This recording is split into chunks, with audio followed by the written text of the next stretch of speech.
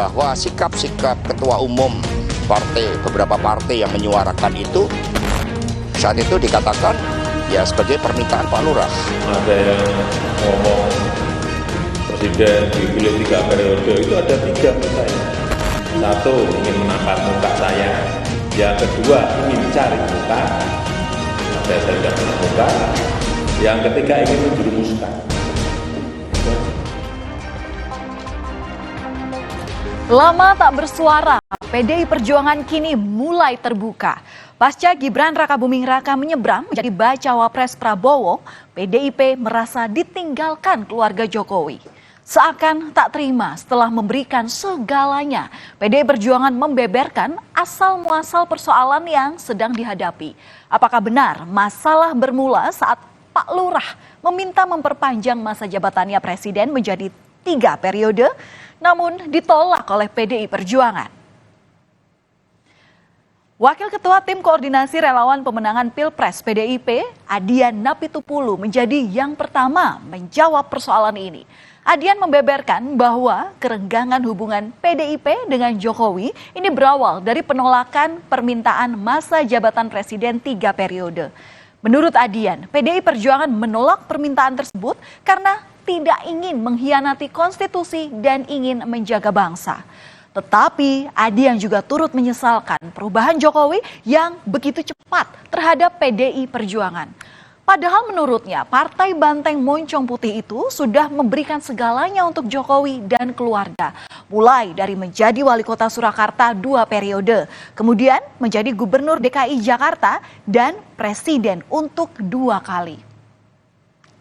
Apa yang dinyatakan oleh Adian Napitupulu ini dibenarkan oleh Sekjen PDI Perjuangan Hasto Kristianto.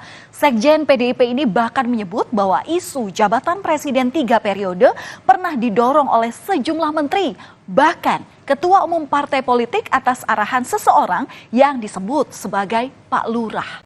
Hasto tak mengungkap siapa sosok yang dimaksud Pak Lurah ini.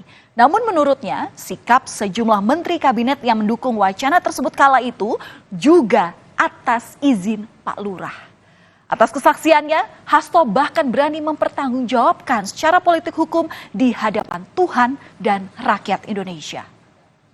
Muncul berita salah satu menteri yang mengatakan berdasarkan big datanya, itu ada cukup banyak yang mendorong perpanjangan jabatan atau 3 periode.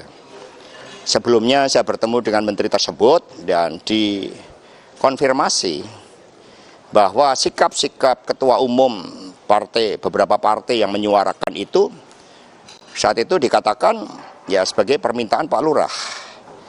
Kami mendengar itu, maka kemudian karena PD Perjuangan ini juga lahir dengan suatu semangat untuk membangun demokrasi yang sehat, yang taat pada konstitusi, maka PD Perjuangan bersama rakyat Indonesia memilih tegak lurus pada konstitusi. Itu sikap yang diambil oleh PD Perjuangan.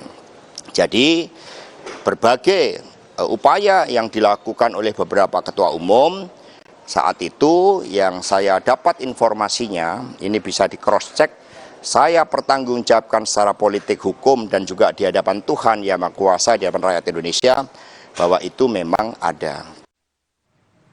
Mencuatnya isu permintaan 3 periode nyatanya memunculkan pandangan yang berbeda di tubuh internal petinggi PDI Perjuangan.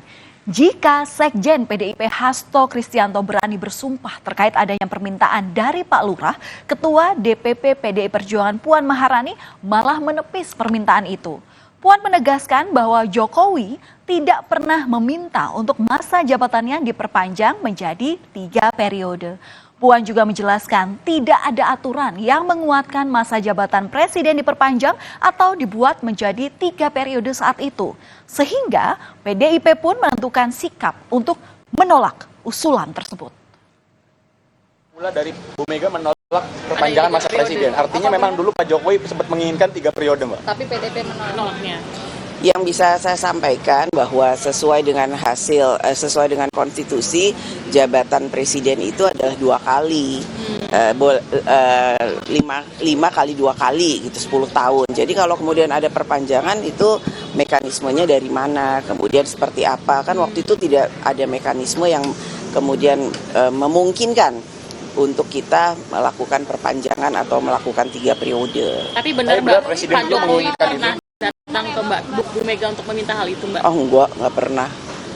Setahu saya nggak pernah beliau meminta untuk perpanjangan 3 periode. Mengungkit isu permintaan 3 periode di tengah hengkangnya putra sulung Presiden Jokowi Gibran Rakabuming Raka untuk menjadi cawapres Prabowo Subianto, staf sus Mensesnek Valdo Maldini menyebut ada upaya pembusukan terhadap Presiden Jokowi. Menurut Valdo, ada upaya penyerangan terhadap Presiden Jokowi dibalik mencuatnya isu permintaan perpanjangan masa jabatan Presiden 3 periode. Apalagi ini diungkit menjelang Pilpres 2024, di mana keluarga Jokowi sudah berada di kubu berseberangan, kubu Prabowo Subianto. Aneh juga, kami kira isu ini diungkit kembali. Ada kubu yang melakukan pembusukan terhadap karakter Bapak Presiden Joko Widodo, tapi ada juga yang menghormati pilihan-pilihan politik yang dipilih oleh Bapak Presiden dan juga keluarga Pak Jokowi. Perang dua kelompok ini semakin terbuka. Menurut saya, cerita tolak permintaan 3 periode bisa dikarang-karang. Pak Jokowi tidak baper soal politik, lawan tarungnya saja dirangkul oleh beliau. Apalagi dituduhkan isu seperti yang rasa-rasanya tidak bisa dipertanggungjawabkan keabsahannya seperti isu ini. Karena kembali ramai dan sedikit membuat gaduh di masyarakat, Menteri Investasi Bahlil Lahadalia pun turut angkat bicara. Ia menyayangkan adanya isu lama yang kembali dimainkan karena bisa memperkeruh suasana jelang Pilpres 2024. Menurut Bahlil, dirinya lah yang pertama kali mencetuskan usulan penundaan pemilu. Jadi menurutnya tak perlu ada yang disalahkan. Bahlil menambahkan pernyataan itu dicetuskan ketika masa pandemi COVID-19 dan tidak ada maksud dan niatan lain karena kondisi ekonomi saat itu sedang mengalami penurunan. Saya nggak tahu yang big data ya, tapi awal mulanya sumber informasi itu saya. Tapi saya ingin mengatakan bahwa isu itu pertama saya. Jadi jangan dikaitkan ke yang lain-lain. Bahwa kalau ada pimpinan partai politik yang menyetujui isu itu, mungkin aja pandangannya benar. Tapi saya katakan bahwa kalau mau dipersoalkan itu lagi, berarti isunya sumbernya dari saya tuh.